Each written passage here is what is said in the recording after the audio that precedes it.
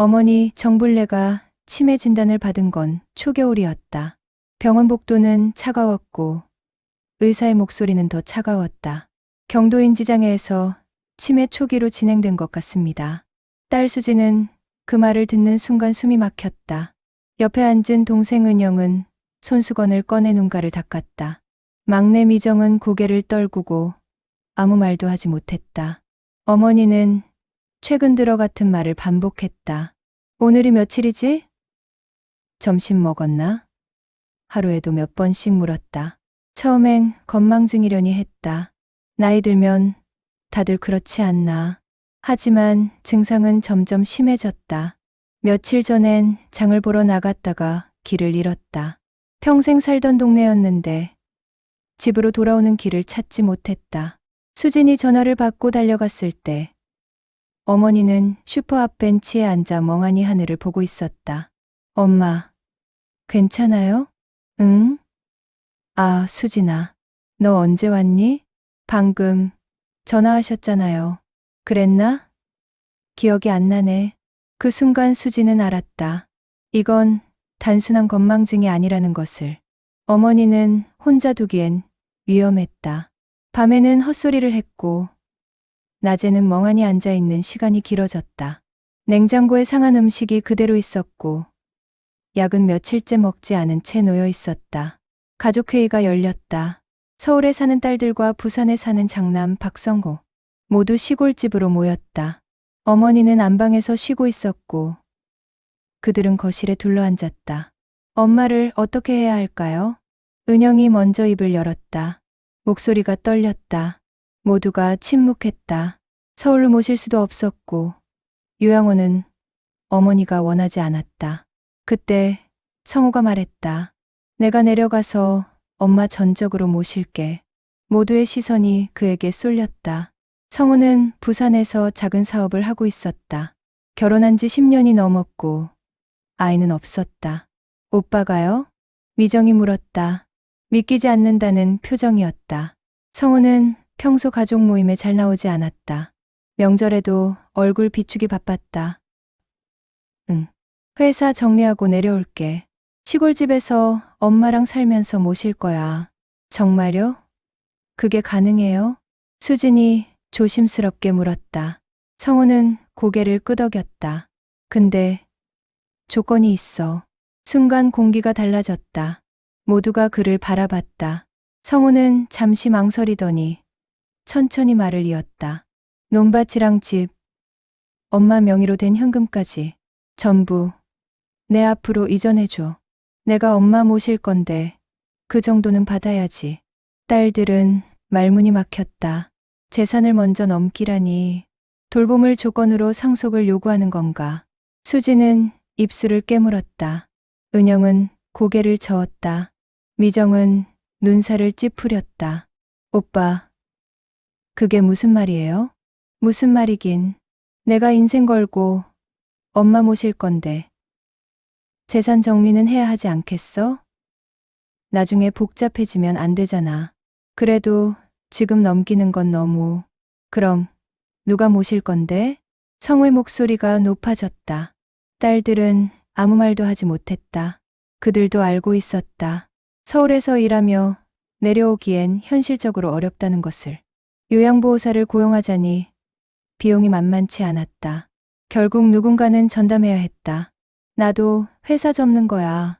그만큼 책임지겠다는 거지. 근데 재산 문제는 명확히 해야 나중에 문제 안 생기잖아. 성우의 말에는 설득력이 있었다. 아니, 설득력이 있는 것처럼 들렸다. 딸들은 서로를 바라봤다. 망설임과 불안이 교차했다. 하지만 돌봄 전담이라는 말 앞에서 반대할 명분이 없었다. 엄마, 의견은 들어봤어요? 수진이 물었다. 성우는 고개를 끄덕였다. 어제 말씀드렸어. 엄마도 괜찮다고 하셨어. 그들은 안방으로 들어갔다. 어머니는 이불을 덮고 누워 있었다. 수진이 조심스럽게 물었다. 엄마, 오빠가 내려와서 모신다는데 그거 괜찮으세요? 어머니는 천천히 고개를 끄덕였다. 성우가 본다잖아. 좋지. 재산도 오빠 앞으로 넘긴다는데요. 응. 그래야지. 성호가 나 볼 건데. 어머니의 목소리는 힘이 없었다. 치매 초기였지만 아들이 자신을 돌본다는 말은 이해했다. 딸들은 더 이상 물을 수 없었다. 어머니가 원한다면 그들이 막을 이유는 없었다. 그렇게 도장은 찍혔다. 재산은 하루 만에 정리됐다. 논밭, 집, 현금까지 모두 성우 명의로 넘어갔다. 법무사가 서류를 챙겼고 등기는 일사천리로 진행됐다. 딸들은 서류에 도장을 찍으며 불안한 마음을 숨겼다. 하지만 그들은 믿기로 했다. 오빠가 어머니를 제대로 모실 거라고. 이게 최선이라고. 성우는 서류를 챙기며 말했다. 걱정 마. 내가 엄마 잘 모실게. 너희는 가끔 내려와서 얼굴만 보면 돼. 그 말이 얼마나 쉽게 이용될지 그땐 아무도 몰랐다. 가족들은 그 선택이 어머니를 위한 최선이라 믿었다. 그 믿음이 곧 배신으로 돌아올 줄은 꿈에도 몰랐다. 집으로 돌아가는 차 안에서 수지는 창밖을 바라봤다. 뭔가 찝찝했다. 하지만 돌이킬 수 없었다. 이미 도장은 찍혔고 재산은 넘어갔다. 이제 남은 건 기다리는 것뿐이었다. 오빠가 약속을 지키기를, 어머니가 편안하기를. 재산 이전이 끝난 지 한 달이 지났다. 성우는 약속대로 회사를 정리했다고 했다. 시골집으로 내려가 어머니를 모시겠다고 했다. 딸들은 안도했다. 이제 어머니는 아들 곁에서 편안히 지낼 거라고 믿었다. 하지만 현실은 달랐다. 성우는 거의 내려오지 않았다. 한 달에 한 번 얼굴을 비칠까 말까였다. 처음엔 정리할 일이 많아서 그런가 보다 했다. 사업을 접는 게 쉽지 않을 테니까. 하지만 2달, 3달이 지나도 상황은 변하지 않았다. 수진이 전화를 걸었다. 오빠, 엄마 요즘 어때? 응, 괜찮아. 며느리가 잘 챙기고 있어. 근데 오빠는 언제 내려가? 아, 이번 주에 갈게. 아직 정리할 게 좀 남아서. 같은 대답이 반복됐다. 이번 주에, 다음 주에, 조만간. 하지만 성우는 나타나지 않았다. 며느리 이선영도 마찬가지였다. 시골집은 늘 비어 있었다. 결국 어머니 병원 진료는 딸들의 몫이 됐다. 수지는 매달 휴가를 내서 내려왔다. 은영은 주말마다 고속버스를 탔다. 미정은 평일 저녁에 차를 몰고 내려가 밤새 어머니 곁을 지켰다. 어머니의 상태는 점점 나빠졌다. 치매는 생각보다 빠르게 진행됐다.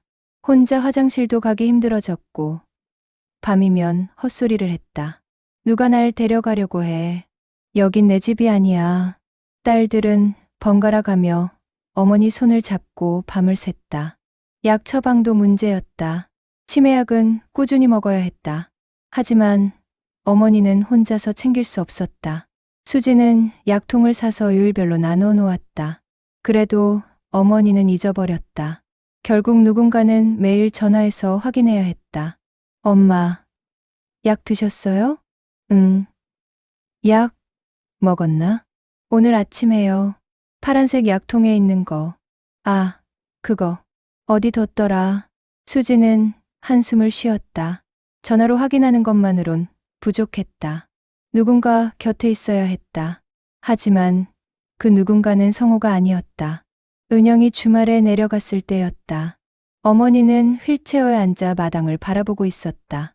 겨울 햇살이 따스했지만 어머니의 표정은 어두웠다. 엄마, 밥 드셨어요? 응. 아까 먹었어. 뭐 드셨는데요? 그게 뭐였더라. 냉장고를 열어보니 며칠 전 반찬이 그대로였다. 밥은 굳어 있었다. 어머니는 제대로 먹지 못하고 있었다. 은영은 서둘러 음식을 데웠다.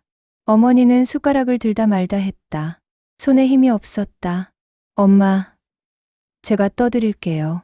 은영은 밥을 한 숟가락씩 떠서 어머니 입에 넣어드렸다. 어머니는 천천히 씹었다. 그 모습을 보며 은영은 눈물이 났다. 오빠는 어디 있는 걸까? 왜 여기 없는 걸까? 저녁에 성호에게 전화했다. 오빠, 엄마 혼자 밥도 제대로 못 드세요. 오빠, 언제 내려와요? 아, 미안해. 이번 주는 좀 바빠서 다음 주에 갈게. 다음 주에도 그러면 어떡해요? 엄마가 지금. 알았어. 최대한 빨리 갈게. 일단 너희가 좀 봐줄 수 있지? 전화는 그렇게 끊겼다. 은영은 휴대폰을 쥔 채 한참을 멍하니 앉아 있었다. 약속은 어디로 간 걸까? 전담해서 모신다던 말은 무엇이었을까? 미정은 평일에도 시간을 내서 내려갔다. 회사의 사정을 이야기하고 조퇴를 했다. 시골집에 도착하면 이미 밤이었다. 어머니는 안방에 혼자 누워 있었다. 불도 켜지 않은 채로. 엄마, 여기 계셨어요? 응. 미정아, 왔니? 왜 불을 안 켜요? 켜야 하나? 잘 모르겠네. 미정은 불을 켜고 어머니 이불을 덮어드렸다. 방은 추웠다. 보일러도 제대로 가동하지 않았다. 미정은 보일러를 틀고 어머니 옆에 앉았다. 엄마, 성우 오빠 요즘 안 와요? 어머니는 한참을 생각하더니 고개를 끄덕였다. 안 오네. 바쁜가 봐. 엄마, 힘들지 않으세요? 응, 괜찮아. 너희가 오잖아. 그 말에 미정은 가슴이 먹먹했다. 어머니는 아들이 돌본다고 믿었을 텐데. 결국 딸들만 오고 있었다. 하지만 어머니는 불평하지 않았다. 아니, 기억하지 못하는 건지도 몰랐다. 밤이 깊어지자 어머니는 헛소리를 시작했다. 저기, 누가 있어. 저 사람이 날 데려가려고 해. 엄마, 아무도 없어요. 제가 여기 있잖아요. 아니야, 저기 있어. 무서워. 미정은 어머니 손을 꼭 잡았다. 손은 차갑고 떨리고 있었다. 밤새 어머니는 몇 번이나 깼다. 그때마다 미정은 일어나 어머니를 진정시켰다. 아침이 되어서야 어머니는 잠들었다. 미정은 피곤했지만 어머니를 두고 떠날 수 없었다. 간병은 이제 일상이 됐다.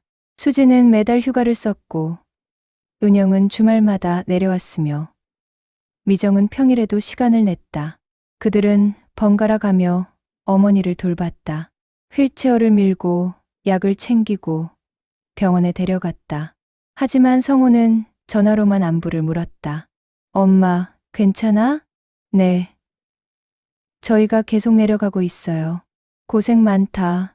미안해. 미안하다는 말만 반복됐다.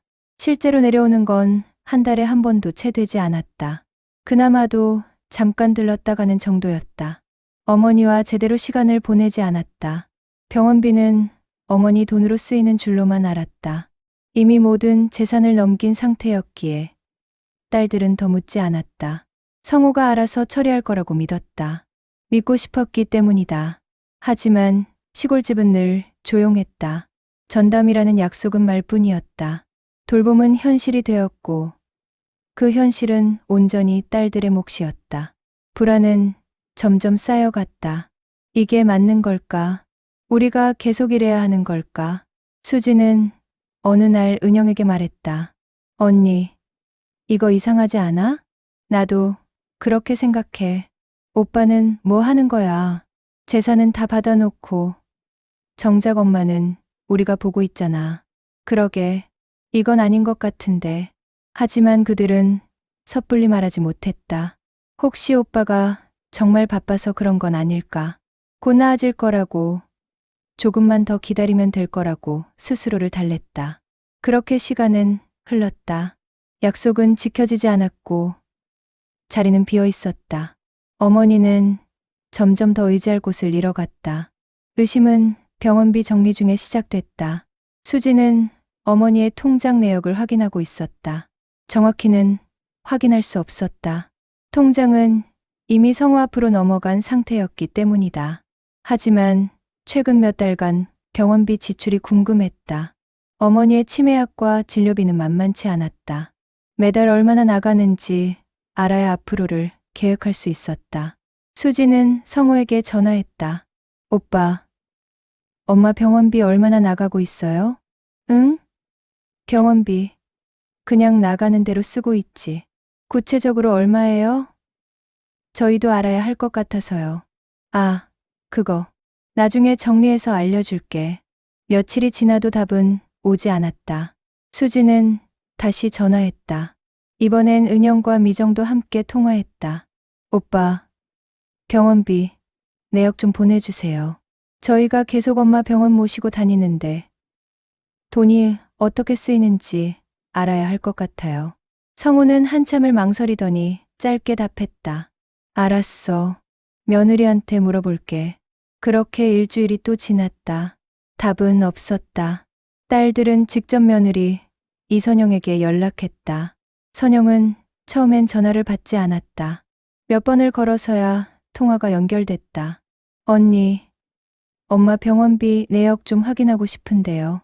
수진의 목소리는 조심스러웠다. 선영은 잠시 침묵하더니 대답했다. 병원비요? 아, 그거. 네. 요즘 엄마 병원 자주 가시잖아요. 얼마나 나가는지 알고 싶어서요. 저도 잘 모르겠는데요. 오빠한테 물어보세요. 오빠가 언니한테 물어보래서 전화드린 건데요. 그랬어요? 나중에 확인해 볼게요. 통화는 그렇게 끊겼다. 딸들은 불안했다. 뭔가 이상했다. 왜 간단한 내역 하나 알려주지 못하는 걸까? 며칠 후, 수지는 직접 시골집으로 내려갔다. 어머니 병원 진료가 있는 날이었다. 진료를 마치고 집으로 돌아오는 길에 선영이 잠깐 들렀다. 수지는 그때를 놓치지 않았다. 언니, 잠깐 얘기할 수 있을까요? 뭔데요? 선영의 표정이 굳었다. 수지는 최대한 부드럽게 말했다. 저번에 말씀드린 병원비 건의요. 사실 저희가 지난 몇 달 동안 엄마 병원비 일부를 따로 드렸거든요. 오빠한테 전달했는데 그게 제대로 쓰였는지 확인하고 싶어서요. 선영의 얼굴이 변했다. 당황한 기색이 역력했다. 아, 그거요. 네. 지난달에 50만 원, 그 전달에 30만 원 보냈는데 그 돈 병원비로 쓰셨죠? 선영은 잠시 말을 잃었다. 그러더니 짧게 대답했다. 이미 다 썼어요. 네? 어디에요? 그냥 이것저것이요. 수지는 눈살을 찌푸렸다. 이것저것 병원비로 주었는데 이것저것이라니. 그녀는 참았던 말을 꺼냈다. 언니, 저희가 드린 돈은 엄마 병원비로 쓰라고 드린 거예요. 다른 데 쓴 건 아니죠? 선영의 얼굴이 차갑게 굳었다. 그녀는 한 발짝 물러서며 말했다. 그 돈은 우리 돈이에요. 네. 이미 재산은 다 우리 앞으로 넘어왔잖아요. 그러니까 그 돈도 우리 돈이에요. 병원비로 쓸 수 없어요. 순간 공기가 얼어붙었다. 수지는 귀를 의심했다. 방금 뭐라고 했나? 우리 돈이라고? 병원비로 쓸 수 없다고? 언니, 무슨 말씀이세요? 저희가 엄마 병원비로 쓰라고 드린 건데. 그래도 그건 우리 돈이에요. 어머님 재산이 우리 명의로 넘어왔으니까 그 돈도 우리 거죠. 병원비는 따로 쓰셔야죠. 그럼 지금까지 병원비는 누가 낸 거예요? 그야, 어머님이 쓰셨죠. 엄마 돈이요? 근데 엄마 재산은 이미 오빠 앞으로 넘어간 거 아니에요? 선영은 대답하지 않았다. 표정만 더 굳어졌다. 수지는 이해할 수 없었다. 재산은 다 받아놓고 정작 어머니를 위해 쓰이는 돈은 없다는 건가? 언니, 그럼 저희가 드린 돈은 어디에 쓴 거예요? 그건 말씀드릴 수 없어요. 왜요? 우리 개인적인 일이에요. 수지는 더 이상 참을 수 없었다. 목소리가 높아졌다. 언니, 저희가 오빠를 믿고 재산을 넘긴 이유가 뭔데요? 엄마를 잘 모신다고 했잖아요. 근데 지금 엄마한테 쓰이는 돈이 하나도 없다는 게 말이 돼요? 그건 오빠한테 물어보세요. 저는 모르겠어요. 선영은 그렇게 말하고 현관문을 나섰다. 수지는 그 자리에 멍하니 서 있었다. 뒤에서 어머니가 불렀다. 수진아, 뭐하니? 아, 엄마. 아무것도 아니에요. 하지만 아무것도 아닌 게 아니었다. 모든 것이 무너지고 있었다. 그동안의 돌봄과 신뢰가 한꺼번에 흔들렸다. 어머니를 위해 쓰여야 할 돈이 어머니에게 쓰이지 않았다는 사실. 그 충격은 컸다. 수지는 즉시 은영과 미정에게 연락했다. 셋은 긴급히 모였다. 카페에 앉아 수진이 있었던 일을 설명했다. 은영은 손으로 얼굴을 감쌌고 미정은 주먹을 쥐었다. 믿을 수가 없어. 우리 돈을 그렇게 써? 그것도 우리 돈이라고 했어. 재산이 오빠 명의니까. 그럼 병원비는 누가 내고 있는 거야? 그것도 불명확해. 엄마가 쓰셨다는데 엄마 돈은 이미 넘어간 거잖아. 셋은 한참을 말없이 앉아 있었다. 분노와 배신감이 뒤섞였다. 믿었던 오빠가 이렇게까지 할 줄은 몰랐다. 은영이 먼저 입을 열었다. 오빠한테 직접 물어봐야 해. 그래. 더 이상 피할 수 없어. 수지는 성우에게 전화했다. 벨소리가 몇 번 울리고 나서야 성우가 받았다. 오빠, 우리 지금 만나야 할 것 같아. 왜? 무슨 일인데? 병원비 문제요. 우리가 보낸 돈 얘기 좀 해야겠어요. 성우는 잠시 침묵했다. 그러더니 한숨을 쉬었다. 며느리한테 들었어? 네. 오빠, 이게 무슨 일이에요? 나중에 얘기하자. 지금은 바빠. 안 돼요. 지금 얘기해야 해요. 하지만 성우는 명확한 설명을 하지 않았다. 바쁘다는 핑계만 반복했다.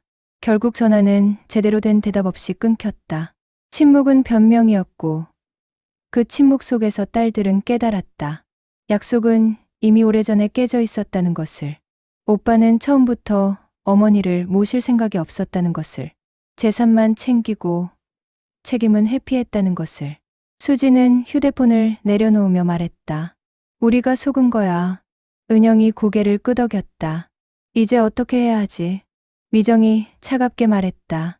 법적으로 알아봐야 할 것 같아. 이건 아니야. 그날 신뢰는 완전히 무너졌다. 그날은 평범한 아침으로 시작됐다. 미정이 출근 준비를 하고 있을 때 수진에게서 전화가 왔다. 미정아, 엄마가 쓰러지셨어. 손에서 핸드백이 떨어졌다. 미정은 전화기를 귀에 꽉 붙이고 물었다. 뭐라고? 어디서? 시골집에서. 이웃 할머니가 발견하셨대. 지금 응급실이야. 지금 간다. 미정은 회사에 급하게 연락하고 차에 올랐다. 손이 떨렸다. 고속도로를 달리는 내내 가슴이 두근거렸다. 제발 괜찮기를. 은영도 이미 출발했다는 연락이 왔다. 수지는 먼저 병원에 도착해 있었다. 병원, 응급실은 차갑고 시끄러웠다. 수지는 복도 의자에 앉아 고개를 숙이고 있었다. 미정이 달려가자 수진이 고개를 들었다. 눈이 빨갛게 부어 있었다. 언니, 엄마는? 안정됐어. 호흡이 불안정했는데 지금은 괜찮대. 정확히 뭐래? 일시적인 쇼크 상태였대. 치매 환자들한테 가끔 일어난다고. 다행히 큰 문제는 없대. 미정은 한숨을 쉬었다. 다리에 힘이 풀렸다. 그때 은영도 도착했다. 셋은 응급실 침대 옆으로 들어갔다. 어머니는 산소 마스크를 쓰고 누워 있었다. 눈을 감고 있었지만 숨소리는 고르게 들렸다. 엄마. 수진이 조용히 불렀다. 어머니는 천천히 눈을 떴다. 딸들을 보자 희미하게 미소를 지었다. 다들 왔니? 엄마, 괜찮으세요? 응, 괜찮아. 하지만 목소리는 힘이 없었다. 의사는 하루 이틀 입원 관찰이 필요하다고 했다. 딸들은 고개를 끄덕였다. 병실로 옮겨진 어머니는 다시 잠들었다. 오후가 되자 성우에게서 연락이 왔다. 병원에 온다고 했다. 저녁 무렵 그가 도착했다. 며느리 선영도 함께였다. 성우는 침대 옆으로 다가가 어머니를 내려다봤다. 엄마, 괜찮으세요? 어머니는 눈을 뜨지 않았다. 성우는 잠시 서 있다가 뒤로 물러섰다. 병실은 침묵으로 가득했다. 딸들은 성우를 바라봤다. 그 시선이 무겁게 느껴졌는지 성우는 고개를 돌렸다. 밤이 되자 어머니가 깨어났다. 간호사가 저녁 식사를 가져왔지만 어머니는 입맛이 없다고 했다. 수진이 죽을 한 숟가락 떠서 입에 넣어드렸다. 어머니는 천천히 삼켰다. 가족들은 병실 안에 둘러앉아 있었다. 아무도 말이 없었다. 그 침묵이 길어지자 은영이 먼저 입을 열었다.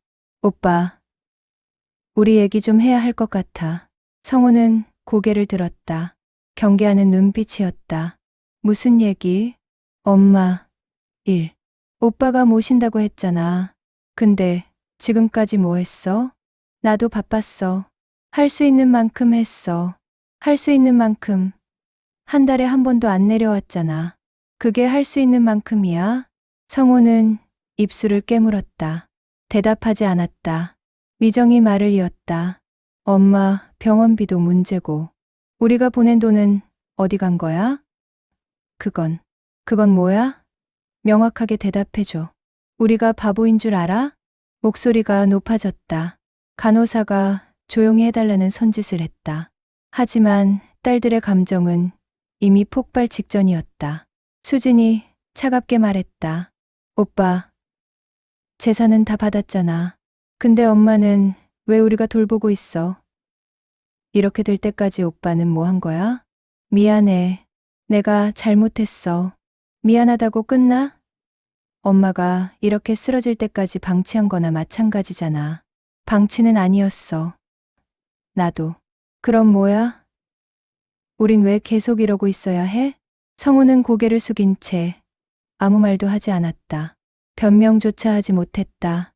딸들의 질문은 계속 이어졌지만 그는 침묵으로 일관했다. 그때였다. 침대에 누워있던 어머니가 움직였다.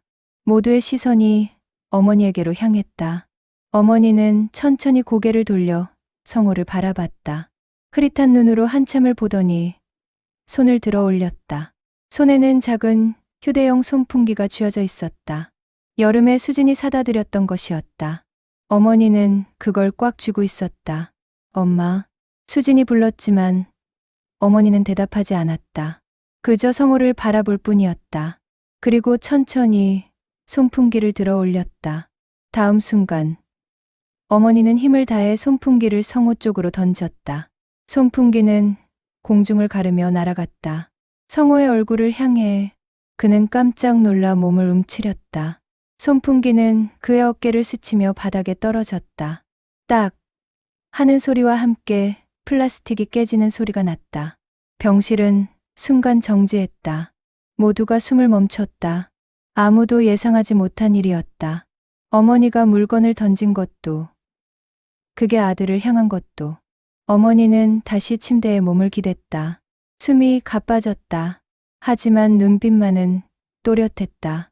분노도 슬픔도 아닌 그저 깊은 실망이 담긴 눈빛이었다. 엄마, 성호가 떨리는 목소리로 불렀다. 하지만 어머니는 고개를 돌렸다. 더 이상 그를 보지 않았다. 수지는 그 순간을 잊을 수 없었다. 말보다 먼저 나온 어머니의 행동. 치매로 기억을 잃어가던 어머니가 그 순간만큼은 모든 걸 알고 있었다는 것. 누가 곁에 있었고, 누가 없었는지, 누가 자신을 돌봤고, 누가 외면했는지. 은영은 눈물을 닦았다. 미정은 주먹을 쥐었다. 성호는 바닥에 떨어진 손풍기를 바라보며 움직이지 못했다. 간호사가 들어와 어머니를 진정시켰다. 혈압이 올라갔다며 약을 주입했다. 어머니는 다시 눈을 감았다. 하지만 그 침묵은 그 어떤 말보다 강렬했다. 병실을 나서는 성호의 뒷모습은 초라했다. 며느리 선영이 그를 따라 나갔다. 딸들은 병실에 남았다. 어머니의 손을 잡고 앉아 있었다. 수진이 조용히 말했다. 엄마도 알고 계셨구나. 은영이 고개를 끄덕였다. 그래, 엄마는 다 알고 계셨어. 미정은 어머니 이불을 덮어드리며 말했다. 이제 우리가 책임질 거야. 오빠는 필요 없어. 그날 밤 경실은 고요했다. 하지만 그 고요 속에서 무언가가 완전히 끝났다. 신뢰는 침상 앞에서 완전히 무너졌다. 그리고 남은 건 딸들의 각오뿐이었다. 병원을 나온 지 일주일이 지났다. 어머니는 다시 시골집으로 돌아왔다. 상태는 안정됐지만 혼자 두기엔 더욱 불안했다. 딸들은 번갈아 가며 내려왔다. 이젠 일상이 된 풍경이었다. 수지는 변호사 사무실을 찾았다. 재산 반환이 가능한지 알아보기 위해서였다. 서류를 펼쳐놓고 설명을 들었다. 변호사는 고개를 천천히 저었다. 어려울 것 같습니다. 왜요? 약속을 안 지켰잖아요. 법적으로는 증여가 완료된 상태입니다. 구두 약속만으로는 증여를 취소하기 어렵습니다. 그럼 방법이 없나요? 소송을 진행할 수는 있습니다. 하지만 승소 가능성이 높지 않고 시간도 오래 걸립니다. 수지는 한숨을 쉬었다. 법은 그들 편이 아니었다. 재산은 이미 성우명이었고 그걸 되돌리기엔 너무 많은 것이 필요했다. 소송 비용은 얼마나 들까요? 1,000만 원 이상은 각오하셔야 합니다. 그리고 시간은 최소 1년 이상. 1년. 수지는 계산기를 두드렸다. 소송 비용, 시간, 그리고 그 과정에서 들어갈 정신적 소모. 무엇보다 지금 당장 어머니를 돌봐야 했다.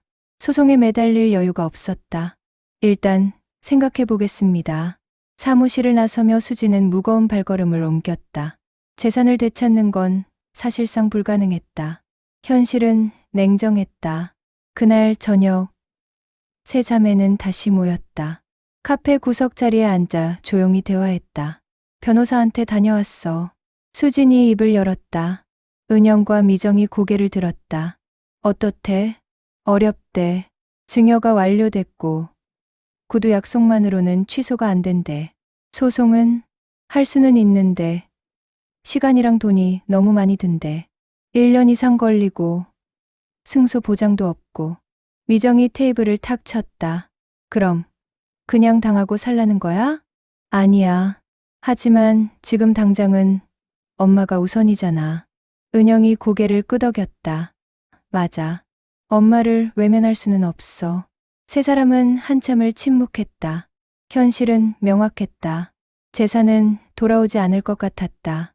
법적 싸움은 길고 힘들 것이었다. 하지만 어머니는 지금 이 순간에도 누군가의 돌봄이 필요했다. 수진이 말했다. 일단 엄마부터 챙기자. 재산 문제는 천천히 알아보고. 그래도 오빠랑은 끝이야. 미정의 목소리는 단호했다. 수진과 은영도 고개를 끄덕였다. 당연하지. 연락도 안 받을 거야. 손절이야. 완전히. 그렇게 결정이 내려졌다.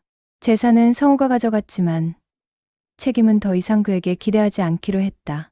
오히려 기대하지 않는 게 마음이 편했다. 며칠 후 성우에게서 전화가 왔다. 수지는 받지 않았다. 은영도 미정도 마찬가지였다. 문자가 왔다. 미안하다. 앞으로 잘할게. 하지만 아무도 답장하지 않았다. 신뢰는 이미 끝났다. 말로 회복될 수 있는 게 아니었다. 행동으로 보여줬어야 했는데 그 기회는 이미 지나갔다. 돌봄은 다시 딸들의 몫이 됐다. 아니, 처음부터 그들의 몫이었다. 수지는 매달 사흘씩 휴가를 냈다. 은영은 주말마다 내려갔다. 미정은 평일 저녁에도 시간을 냈다. 어머니는 점점 더 의존적이 됐다. 혼자서는 거의 아무것도 하지 못했다. 밥 먹는 것도, 옷 입는 것도, 화장실 가는 것도 도움이 필요했다. 딸들은 그 모든 걸 해냈다. 힘들지 않았다면 거짓말이었다. 육체적으로도 정신적으로도 지쳤다. 하지만 그들은 멈추지 않았다. 어머니를 위해서가 아니라 자신들의 양심을 위해서였다. 어느 날 수지는 어머니 손을 잡고 앉아 있었다. 어머니는 잠들어 있었다. 고요한 호흡 소리만 들렸다. 수지는 그 모습을 바라보며 생각했다. 우리가 할 수 있는 건 이게 다야. 재산은 못 찾아도 엄마는 우리가 지킨다. 은영도 같은 생각이었다. 미정도 마찬가지였다. 그들은 서로에게 미안했고 동시에 고마웠다. 혼자였다면 버티지 못했을 것이다. 하지만 셋이 함께였기에 가능했다. 언니, 고마워. 미정이 어느 날 수진에게 말했다. 수진은 고개를 저었다. 무슨 소리야. 우리 다 같이 하는 거지. 그래도 언니가 제일 많이 희생하잖아. 너도 마찬가지야. 우리 모두 똑같아. 은영이 그들의 손을 잡았다. 우리가 함께니까 버틸 수 있는 거야. 힘내자. 세 사람은 손을 맞잡았다. 그 손길에는 위로와 연대가 담겨 있었다. 재산은 아들이 가져갔다. 법적으로 되찾기는 어려웠다. 하지만 책임은 딸들이 지고 있었다. 성우는 더 이상 연락하지 않았다. 손절은 완전했다. 가끔 억울했다. 분노가 치밀어 오를 때도 있었다. 왜 우리만 이래야 하나? 왜 오빠는 아무 책임도 지지 않는 건가?